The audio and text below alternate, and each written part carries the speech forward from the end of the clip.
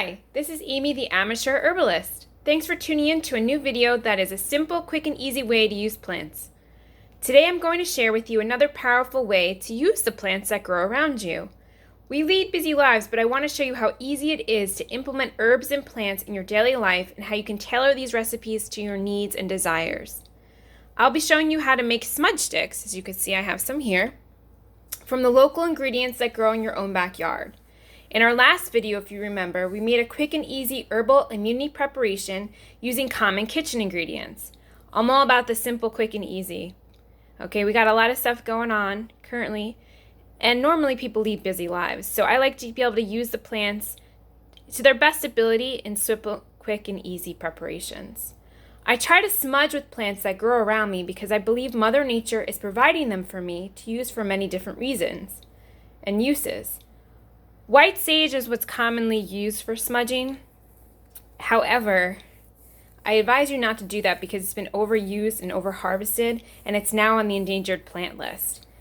So unless you grow it, please don't contribute to its possible extinction. There are so many things that you have growing either in the wild, in your own backyard, that you can use that are just as potent, just as powerful. And because they're local and they're used, it actually has a better use and it's a more powerful use. The medicinal smoke from smudging is purifying, cleansing, and healing. It can clear negative energy from the environment and can even kill germs. I always smudge at the new moon and the full moon, but you really can do it at any time. I smudge inside the house and outside to clear the property and rebalance the energies. For these smudge sticks today, I'm going to use mullein leaves as my base. So you see I have some mullein leaves here. They're pretty large and you use them like a wrap. So I like the material that's easy to source, as I said, because it grows on my property already. I've also done smudge sticks with mugwort and cedar, and I'll show you that in a future video. Because I use things that are already growing here a lot of times because it's considered invasive, and I'm actually rebalancing the ecosystem by doing that. Other times it's because I'm cheap and I want to see what I grow that I can use, for medicine, for smudge sticks, for teas. I grow so many things on the property and all of them pretty much are medicinal. Pretty much every plant has medicinal quality. So I like to use what I already have on hand. And if an idea strikes me, I can just go out and walk the property and see what I can use, which is what I did today. So let's talk about the value of the ingredients being used. These are all aromatics. So I have lavender here, some rosemary, some mint, some catnip, and calendula. Okay, what aromatics mean is the property of the plants. It means the plant gives off a strong smell. This is what attracts the bees and butterflies to the plants for pollination and food and so on. But it's also smell can repel insects and predators like lemongrass, citronella, thyme. Those all repel mosquitoes and other insects. Smell is our strongest sense, and it can invoke memories, good or bad, when we smell these plants. Please use your favorites for this recipe after you've properly identified them. It's important that you properly identify anything before you use it to make sure that it's not poisonous and that you know what you're using. I also like to use aromatics because in my research it has shown that they help to combat the effect of EMFs, electromagnetic fields, which tend to bombard your body with a lot of toxic effects. So the power of the plants never ceases to amaze me. They do so much. So mullein, these are the mullein leaves. It gets a large spike with yellow flowers. It's considered a weed by many because it grows in the wild, but I've cultivated it to grow here because it's so powerful as plant medicine. It's known for use with respiratory conditions as well as being antiseptic, antiviral, and it's also good for heart health overall. Rosemary is great for alertness and memory. It can protect against many health conditions and also is an antibacterial agent. Lavender, which many of you probably know, has calming and soothing properties.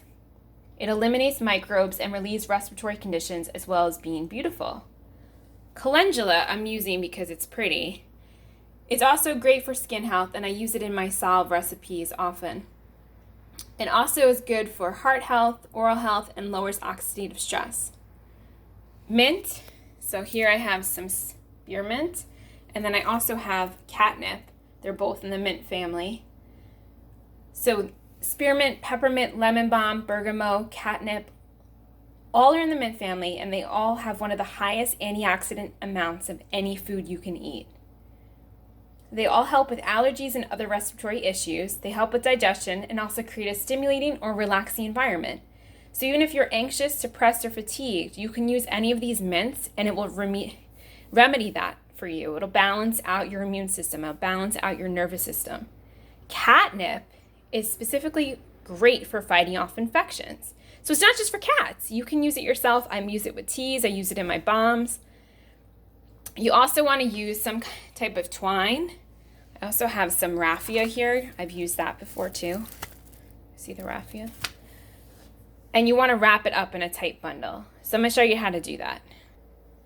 So I just wanted to mention that it's important to use natural materials that are not going to off-gas when you burn them, which is why I use the twine. You get cotton twine. You could get it at the craft store. You can order it online. And the same thing with the raffia. It's not going to off-gas and make you sick, right? Because the whole purpose of making the smudge sticks is to actually improve your air, not make more toxins. And the other thing I want to tell you is it's important to after you harvest the plants, let them sit for a few days. Mine have sat a little bit longer than a few days because the weather was not cooperating, and where I had them, they kind of shriveled up really fast because it got really cold really fast. So, but you want less shrinkage when you make smudge sticks. So if you're going to use fresh material, it's going to shrink really, really fast. So I'm going to do one with lavender. I'm going to do one with rosemary. And I'm going to do one with the mint and the catnip. And I'm going to add the calendula just for beauty. And also, if I have leftover mullein, I'll just make straight mullein ones. So I'm going to show you how to do it. You just treat it like a wrap. So right here, I've put the lavender inside. I doubled up the mullein leaves because this one had a few holes in it. And I'm just going to place some calendula in here. And again, you're just going to wrap it up like you were making a sandwich or a burrito, taco, whatever comes to mind. And that's it. I'm going to show you how to do it. So you see here, I just wrapped it up long ways, right? And that's what I like about the mullein is it's so easy to use and it works out really well because a lot of times when you make smudge sticks, the material, like I could never just do it with a mint one or the catnip or the calendula by itself because everything would fall apart. Even the lavender would be a little difficult, right? The rosemary would probably be fine. But this way it all sticks together. So you can see it's like a blanket. I wrapped it up like a blanket. And now we're going to wrap it with the twine all around. It smells really good as I'm wrapping it. The lavender is releasing and it smells awesome. So you'll see at the bottom here I left a little end. I'm going to attach my loose end to that end and I'm going to double knot it. And so you can see like the twine is kind of cutting into the mullein, but you want to do that because the mullein is going to shrink even more the more it dries. And so you don't want to have gaps because then when you burn it, it's going to be dangerous. They're all going to fall apart. So you want to kind of make it as tight as it will without ruining the integrity of the plant. And next I'll do the rosemary one. So you'll see I put the rosemary inside and I'm just going to wrap it like I did the lavender one. Just wrap it up like it's a taco. And I've got great big mullein leaves, so I actually added some calendula to this one too. Now I'm going to wrap it. So here's the rosemary one and it smells really good. So I'm going to be giving these out for Christmas with the balms and tinctures that I make so that people have all different ways to use the plants. So the last one I'm going to use using the spearmint and the catmint, and I'm going to throw some calendula and some extra dried mullein on here. So for this one I'm making like a sandwich that I'm going to roll because the peppermint, because it got cold with the frost, it kind of is falling apart a bit. So to make it a little bit easier for myself, I'm going to make like a sandwich and I'm going to roll that now. So that's it. Again, this one smells really good too. And for the holidays, mint would probably work really well. So I tucked in the top on this one too, so the mint doesn't come out. And I'm going to do the same thing with the catnip. So here you go. This is the ones we made today. The mint, the catnip. I made a fennel one actually, because I had so much fennel. I made the lavender one. I made just one with mullein. I add some calendula to it.